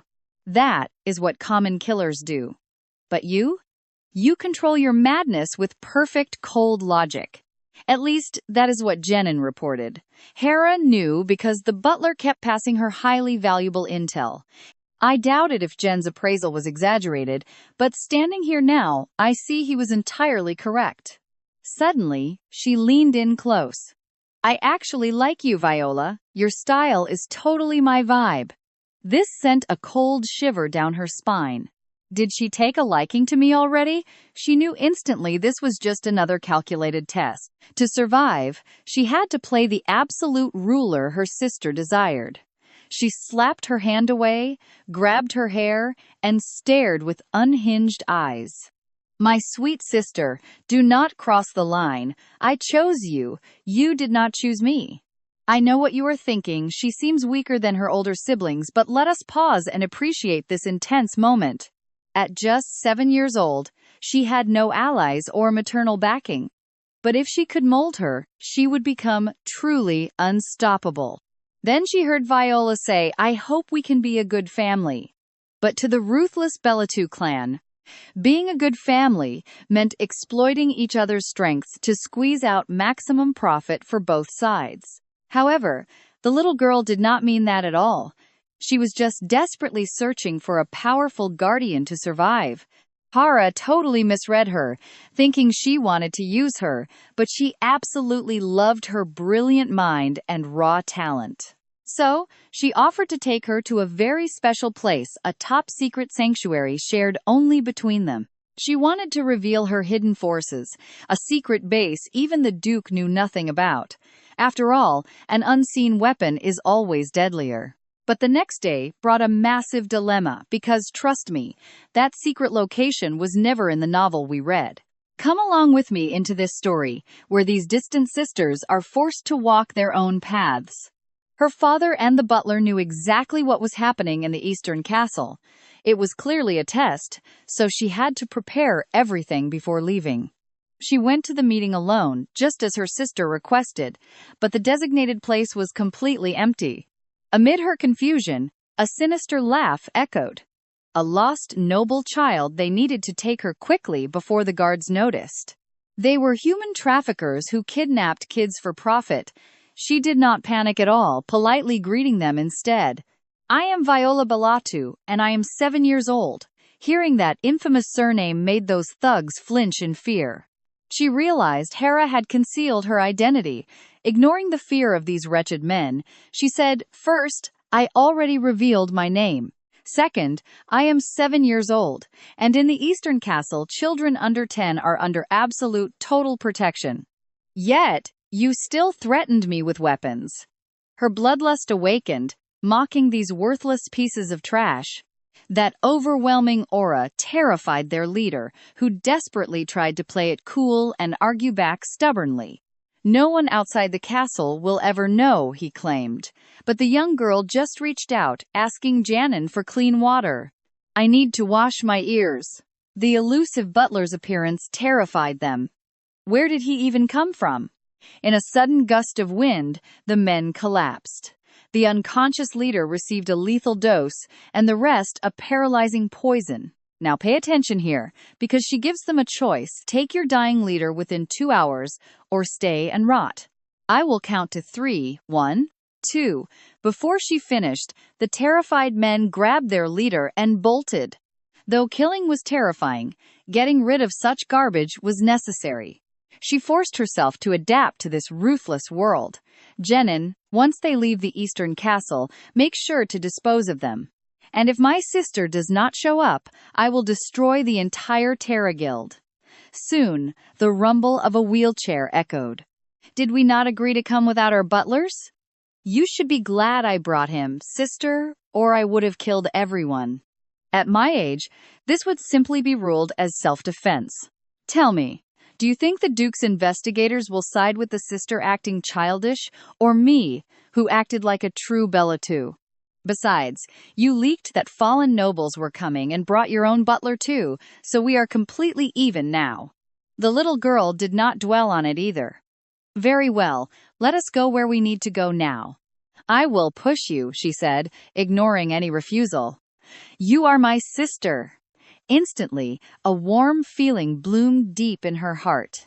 They chatted happily along the way. Hearing Viola claim that money rules the world made her sister burst out laughing. How can a young lady be so vulgar? She remained completely unfazed. Do you hate it? Why do nobles deny their love for money? Because they are well-fed pigs. Having never faced starvation, they pretend to possess high noble class. Did you see that? Hara burst into genuine laughter, completely catching our little main character off guard. According to the novel, Hera only laughed like that with people she truly liked. It seems her sister will side with her. They soon arrived at Hara's secret headquarters, the grand and powerful Terra Merchant Guild. Staring at the massive 10-story building standing before her, she was utterly amazed by her sister's incredible achievement. In a world with such primitive technology, accomplishing this at 12 was unbelievable. I absolutely adore my sister. Hearing that genuine compliment, the young girl's eyes softened with unmistakable joy. While she was the true owner, a reputable merchant managed the guild. Suddenly, a cold shiver ran down her spine. Did you kill him? Hearing it was a natural death brought relief. But a sudden idea flashed in her mind. Servan was a master of disguise. Could he have used a magic mask to impersonate the deceased merchant? So she asked her directly. Her sister was taken aback at first, but then smiled, praising her impressive research. Finding a worthy rival brought her pure, immense joy. Feel this. My heart is beating so much faster. I am glad to meet you, Viola. That genuine smile made Viola feel guilty for planning to manipulate her with future knowledge. Then, let us get along for real. Helping her with future knowledge would build trust and loyalty. I want to invest in your business, she declared with ambition. Did she not come from the slums? Curious, she asked how much money she had. Do I have nothing? But I will get whatever you need. Not wanting to embarrass her, Hara gently mentioned an amount. 100 million. Is that too much? Unfazed, Viola remained incredibly confident. That is actually less than I expected. Days later, the Duke summoned her after hearing she wanted spending cash. Stick with me to see what happens next. Come with me to see how this tiny girl dares to ask the terrifying Duke for money. The butler was absolutely terrified because talking like that to the Duke could cost her life. But surprisingly, he did not even blink. Everyone thought he would punish her severely, something that would surely change young Viola's perspective forever. Heron actually loved her boldness, and being super clever, she decided to take full advantage of the situation. She did not just ask for allowances, she used them to get closer, slowly melting the Grand Duke's icy heart. And how much cash did she want? Exactly 100 million. The huge sum family heirs usually receive only when they turn 12. Basically, she was demanding an early advance to fund the business of her beloved older sister, Hera. Hearing this, the Duke was totally baffled. Was not raising an army supposed to be a Belatu's duty? Either way, my sister will not inherit the title, so I prefer keeping her safe and sound by my side. But she was not asking for free. Wild boar season was coming, and she promised to handle the pests herself. If I fail, you can kill me. High-stakes games are the most fun. Seeing her father smile, she held out her tiny hands. Courtesies must be returned. You love this idea, do you not? Then give me the money first. This adorable, chubby little human completely stole the Duke's heart. Is 100 million enough? I will give you 2 billion. Pay close attention here, because she was only adopted as a tool to sharpen the real heirs with her killer talent. Yet, seeing how cute she was made the Duke melt, forcing himself to remember his real plan when instructing the butler. If Viola reaches age 10 without achieving massive results, she will completely lose all of her succession rights. Watching the cheerful little girl bounce away happily with her newly acquired allowance, the Duke silently prayed she would succeed, or her tiny little neck would soon be in grave danger. Years flew by, and Viola, now 10 years old, no longer had the safety of the Eastern Castle. Her older brother, fresh off a dangerous mission, rushed over immediately to see his sweet little sister. When she asked if he had reported to their father yet, he flinched. She was his absolute favorite person. Feeling guilty, he promised to go. Since they grew up together, she knew he would try to blame it all on the butler. So she firmly warned him that she was now legally allowed to fight for the succession spot. If my brother fails his duties as a Belatu, I will not even consider him a worthy rival. Stung by his beloved sister's harsh words, he ran off obediently to give his report to their father. The butler, watching from the side, understood everything. Young Vicken just wanted to be the very first to see her. The killer instinct in his eyes had almost vanished. His curiosity remained, but his mind and heart had completely changed. However, this entire play was coldly calculated by the little girl. To secure her brother's loyalty, she had to make him grow up. At 10, she knew her other step-siblings would show zero mercy. Now trust me, here is where the story gets even better. She was supposed to declare her claim to the inheritance before Heron, but she decided to completely flip the script instead. Days later, she met with the Duke. As they stared at the beautiful garden blooming with wild apple blossoms, Heron felt a wave of sadness, remembering his one true love. But Viola's sweet voice snapped him back. Cutting straight to the point, she asked if he remembered this exact day 3 years ago. The day you told the butler that if I did not stand out by age 10, you would banish me and strip my rights. Yet, she fulfilled her promise to protect the village from the destructive wild boars without spilling a single drop of blood. In the past, Heron always had to use brute military force to drive these violent beasts away, but she used simple earthworms to loosen the soil, making the barren mountain incredibly fertile. The endless food completely calmed the beasts, stopping them from raiding the helpless villagers' homes ever again. This instantly solved the terrible crisis that had haunted them year after year. Though her brilliant farming feat changed history, her father kept it secret from the Empire. Is it because you want me to be a Dark Belatu? The Duke did not deny it. Instead, he decided to reveal the brutal truth. I adopted you as stepping stones for my real children, using your lethal assassin skills to awaken their hidden talents. I only want you to be a Dark Belatu. But the young girl did not flinch at all. What if I go against your wishes to become a White Belatu mastermind? Trust me, her real motive will leave you completely chilled. What if I told you a little girl can defeat all her older brothers? Let's dive in and watch her become the ultimate White Belatu. If my hands can easily end 100 people, my mind and words will destroy 10,000. If my father is the Duke of 1,000 deaths, then I will be the Lady of 10,000.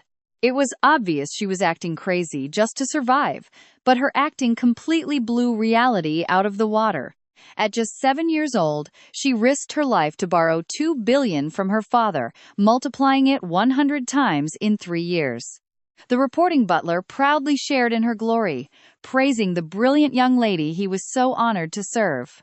Reviewing his daughter's unbelievable achievements, the Duke went silent for a moment before ordering her to be brought in.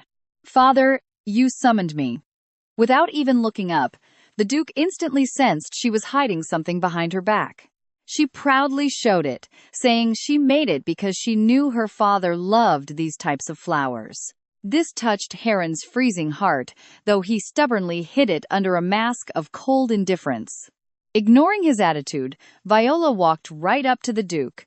Thinking of her hard work, she gently placed the flower crown on his head with a beaming smile.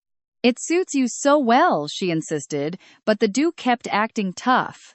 "I do not wear such trash," he grumbled. "Take it off then," she teased, amused by his awkward reaction. "Now, watch this closely, because all her warmth vanishes in an instant as she unleashes a terrifying wave of bloodlust. You know my true nature. I only show this obedient side when standing before my father." Suddenly, both of them glanced toward the entrance. It was the butler, rushing in completely out of breath. Spotting the terrifying Duke wearing a crown of cute flowers, the servant froze in absolute hilarious confusion. The Duke quickly took it off and cleared his throat, asking for the news. The servant stammered that it was about Viola. Before the butler could explain further, the Duke decided to test the young girl directly. "If you want to be a white Baladu, guess what report he brings?" And she nailed it instantly, stating it was about the 2 billion.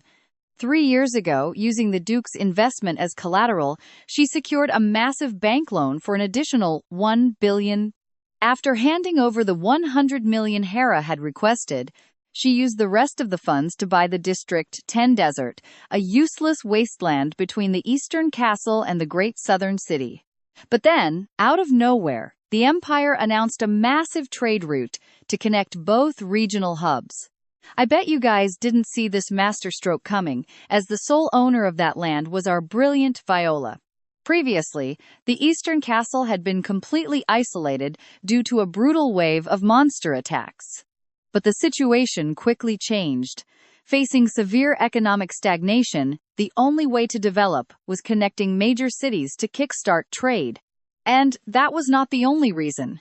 With a financial crash looming, she knew the Empire would fund massive public works to rescue the failing currency.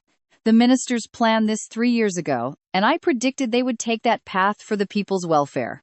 That is why, 3 years ago, I declared I would become a white Belatu at this exact moment. Her genius strategy of planning 10 steps ahead left both men entirely speechless for a long moment. She knew that holding valuable land without real power would just invite other factions to snatch it away. But since her father is the Grand Duke, whom even the Emperor fears, she slyly acted weak to win his absolute protection. "I am so lucky to be your daughter," she said, making him shiver. That night, looking at his late wife's portrait, he remembered she used to say those exact same loving words. Viola and her late mother looked so much alike, making him wonder if she was a gift sent to ease his eternal loneliness. Even though it seemed impossible, he gently touched the precious fresh flowers he treasured so deeply. The ones his wife had woven for him long ago. He could almost hear their sweet, loving voices echoing together in his mind. "It looks beautiful on you." Carefully, he placed Viola's new flower crown right next to his late wife's wedding ring. Both held equal value to him. "Now, get ready, because you and I are about to meet the rest of this totally insane family." The brand new season of this brilliant, cold adoptive daughter is finally out now. Come watch the introduction of powerful new characters as our cunning female lead uses her overwhelming wits to conquer them one by one. Our genius protagonist will lose her cool for the first time against her gloomy third brother, unleashing her hidden, terrifying aura. Meanwhile, Hara absolutely refuses to accept her ambition of becoming the ultimate tactical white Belatu.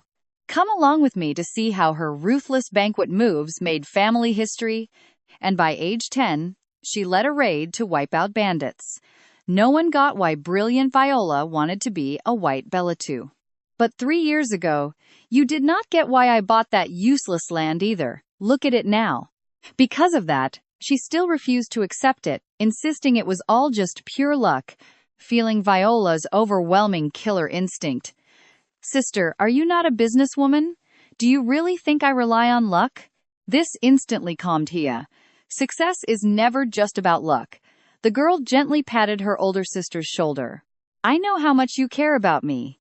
My dream of becoming a white Belatu actually involves you too, sister. I do not want you ignored for being a white Belatu. Truth is, without them, the black Belatus would never have risen so high." Even though Hara found it completely absurd, her heart felt an unexpected warmth. But she knew the Duke was training the girl as a black Belatu. Switching paths halfway through would not be easy. Pay close attention here, because Viola knows he will play dirty, so she immediately calls the main character of the novel, Puent, warning him to prepare. Knowing his master's moves, he knew the Duke's dangerous test was coming. "But, my lady, may I lift my head?" She immediately refused. If she looked the main character in the eyes for 5 seconds, the real Viola would emerge. She gently patted his head to soothe him, causing his pleased face to flush with a soft blush. The catch was, he had not seen his master's eyes in 3 years. When would she let him? If I get stronger, she will. Seems like I need to study the pet manual again. Suddenly, a heavy scent of blood filled the air. The source of that grim smell was none other than the third young master, Dawn. Surprised to see him, she still greeted him politely. "Are you Viola's toy? A mere mutt? A dog bows to his master, right?" But the young servant's intense aura held its ground against the third young master. "My only master is Lady Viola." But Dawn had no plans of letting him go. "Bark for me, come on," he sneered, stepping closer.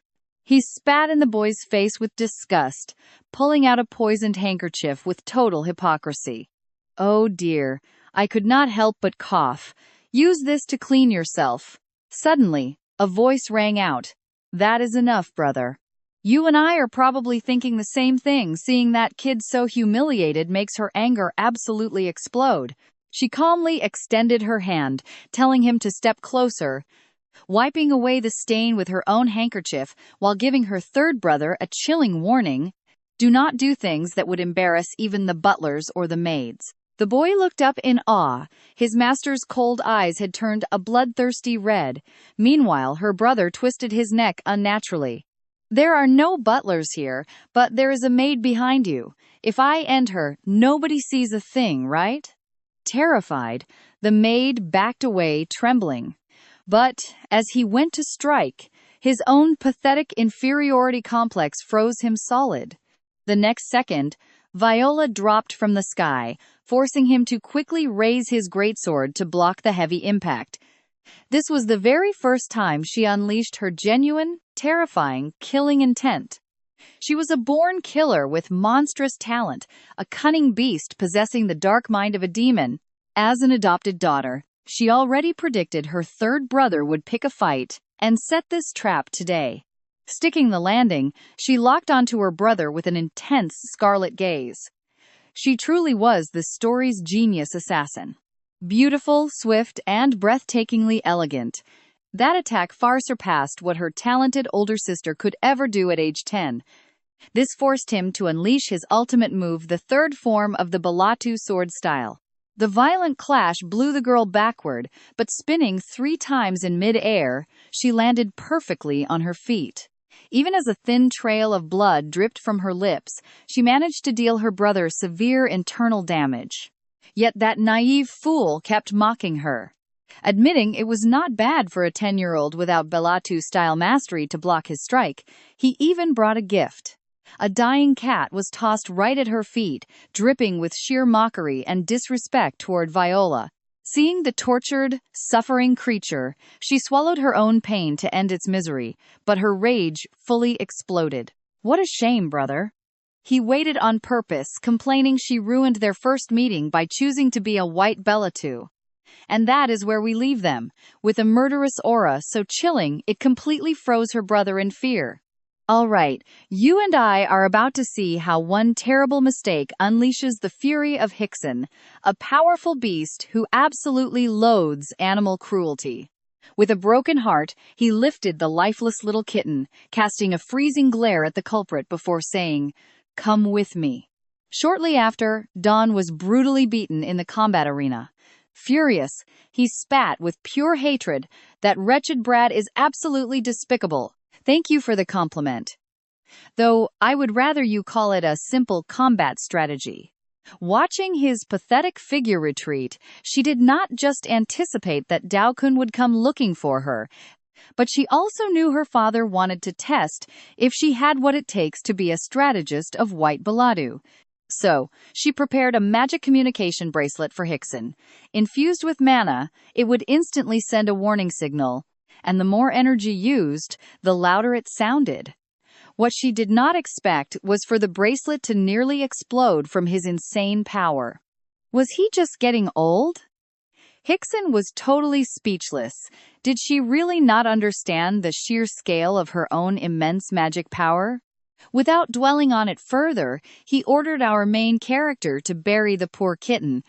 Let us pause here because we can really feel his deep pain, staring at his lonely back as she wonders what is truly wrong. After burying the kitten, sheer helplessness washed over him. Despite training day and night, he still felt completely and utterly useless. Both during his family tragedy and right now, he always ended up hiding safely behind other people. He swore that if he grew stronger, he would finally protect his lady. But he forgot he was still just a child starting from absolute zero. Self-hatred and guilt were eating him alive. Suddenly, the heavy rain stopped falling on him as she shielded his head with an umbrella. "I knew you would be wallowing like this. Stand up immediately. That is a direct order." Not caring that the boy's dirty hands were staining her clothes, she gently patted his head and told him to fulfill his duty. "You held out beautifully today. The one I called to fight was Hickson, not you." Touched, the boy wiped his tears and vowed to become the absolute strongest. That burning determination exploded. He would train so hard that even the third young master would not dare to look him in the eye again. He swore to crush any insult thrown at his lady, and over time, he proved to be a man who always keeps his word. In a family of absolute lunatics where everything was a life or death test, faking madness was her only real way to survive. Knowing that the clash with Dao-kun would be reported directly to her father, she used her wits to show off her white Belatu skills, but ended up catching the eye of her ruthless older sister. Now pay close attention here, because the priest notices a strange internal wound that Hickson's fists could never have actually caused. That damage was actually Viola's doing. Only someone capable of manipulating magic with pinpoint precision could inflict a hidden internal injury like that. Even I did not possess such a terrifying level of control back when I was 10. Aside from showing off her tactical mind, Viola made it crystal clear that her physical combat talent was also completely exceptional. The thought of facing a strong opponent excited her, but the sudden appearance of her older sister threw her completely off guard. Were they even supposed to meet this early, according to the novel? None of that mattered. Her second favorite character was standing right there. The pure joy shining in Viola's eyes was obvious. "Did you really wish to meet me that badly?" Because of this, she did not hide her deep admiration for the legendary lady known as the White Wind of the North. Medea earned her knighthood at just 12 years old, wiping out an entire horde of goblins all on her own. After being named a 9th-rank knight, she kept shocking the entire world, earning herself the title of an absolute genius. At 20, she became the very first-rank knight, receiving the 32nd star directly from the emperor. They called her the White Wind of the North, comparing her to a lethal blizzard that strikes the earth once every 10,000 years. "Is there a reason why my sister has sought me out? I heard you gravely injured Dao-kun." Even though Hickson took the credit, the older sister instantly drew her sword, saying, "Hiding your strength is smart, but never let yourself get caught." Cold steel pointed directly at her throat. Unbelievable tension filling the air. The butler unleashed his killing intent, warning her they were standing under the Duke's roof. However, as the Emperor's Star Knight, she possessed the authority to ignore local laws, except for a direct royal decree. So, the mansion's rules did not bind her. Even with her life on the line, Viola remained completely calm. Do the sovereign's commands truly carry more weight than the rules of this massive estate? I do not believe the laws of the East Castle Lord are inferior to the simple privileges of a knight.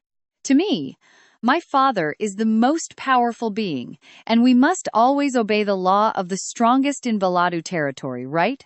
And that is where we leave it, with you and me watching the older sister completely speechless at our female lead's brilliant move. All right, look closely. You and I are about to see this terrifying big sister completely fangirl over her dad. With no other choice, her sister finally lowered her sword, but demanded they go straight to the training grounds. Hearing this, Viola was completely stunned. Another test? She was just a regular girl reincarnated as an adopted daughter. Would they discover her secret if she went? She needed to buy some time and come up with a plan. "Can I finish my strawberry milk before we go?" But her sister saw this request as pure bravery and calm. "Jenin made it just for me. It is delicious." Yet the handsome, talented butler remained incredibly humble about it. Since Viola loved strawberry milkshakes, he practiced constantly to perfect the recipe. But using legendary frost sword magic to make milkshakes is way too much spoiling. Meanwhile, Viola realized her older sister was actually a righteous, highly dedicated genius. She trained relentlessly so no more family members would die fighting for succession, becoming the strongest of them all. Thinking about all of this, Viola suddenly froze. Pay attention here, because we are about to watch Viola pull off the perfect strategy. Instead of blocking, Viola deliberately left herself wide open, leaving her older sister completely baffled by the move. But she wanted exactly that reaction to gain the upper hand. "If my sister pauses, victory is totally mine." Her boldness amused her sister. "Try me then." Hickson watched closely, ready to jump in if things got dangerous. Seeing Viola regain her fierce fighting spirit, her sister was completely taken aback. She thought the girl would just die after a few years. Had Viola truly changed her? Before she could finish that thought, the little girl gripped her weapon and announced she was ready. Her sister wanted to test her strength, but suddenly, Viola raised her sword and lunged without any technique. Her sister unleashed a sharp wind slash as a dangerous warning. Strands of hair flew, but Viola did not even blink. After surviving endless trials over 3 long years, she was already used to dancing on the edge of death. "Did you not hear me?" Sharp winds cut her cheeks, but her apparent recklessness was all part of the plan. She knew Medea would never actually hurt her own family. Let's be real, you and I know this is exactly the side of her sister the original host loved and hated. Why risk dying for nothing? It was sad that despite her efforts, she could not change the brutal Bellatu family tradition. She was exhausted and just wanted peace. "Forgive this useless sister for leaving you with such a heavy burden. But I still love you, my little sister." However, the current Viola would never let history repeat itself. So she rushed forward and threw her arms tightly around her sister's waist. "I win." That sudden, warm family hug left her stunned, though she still warned her that an enemy would have killed her. Viola just smiled. "But would it not all end anyway if you stabbed me right now?" Since her other siblings survived after fighting her, Viola was sure she would never actually hurt her. Saying this, she grabbed her sister's hand to talk in private. Hickson immediately complained about being left out. He looked like a jealous father finding out his daughter has a boyfriend, leaving the young girl speechless. She rejected all 3 hopeful men at once, leaving them all in a state of deep, dramatic sadness. Sitting alone in the courtyard, her older sister got straight to the point, asking what she wanted to say. The girl did not hold back and spoke with absolute honesty. "Sister, everyone wears masks, but yours is different." Since the welcome feast, she saw that her sister's gaze was not cold or curious, but filled with genuine worry. She was sure she would get the hidden message, but her sister chose to ignore the main point entirely. "I do not know, but since we are being honest, I will take the lead. I despise this war between siblings and the dirty political games for succession. This is not the family I wanted." Instantly, her sister's expression turned ice cold, releasing a terrifying wave of bloodlust. That attitude is not worthy of a Bellatu. Yet Viola stood her ground. "True, I am just adopted anyway. Before coming here, her life was lonely and painful, and those memories of her loved ones had already passed away. That painful past she tried to forget cut her heart like broken glass." Sensing the child's deep sorrow, her sister's gaze softened. She had always admired her from afar, as the legend of the White Wind echoed everywhere. And that is where we leave them, hoping these two can build a real family despite the rumors. Watch closely, because these two were practically identical. They hid their pain behind masks to reach their goals, but deep down, both had noble hearts. In the end, she tenderly embraced the love-starved girl, giving her a warmth she had craved for so long. Without even realizing it, she fully adapted to this new life. Her body and soul were now Viola. Medadia's embrace was so warm and protective that Viola felt safe, wrapped up like she was in a nest. She clung so tightly to that tender moment, taking a very long time to finally let go. Medadia stroked her hair with a soft sigh. She never imagined such a tender moment happening between them. She always thought Viola was the coldest of the Baladu, but looking into those big and adorable eyes, she found her sweetest side. But check this out, an annoying voice suddenly interrupts them. Medadia immediately flinched as she heard heavy, firm footsteps approaching from a distance. It was Heron, the imposing lord of the eastern castle. Medadia quickly stood up and bowed deeply, greeting him. "My respects, father."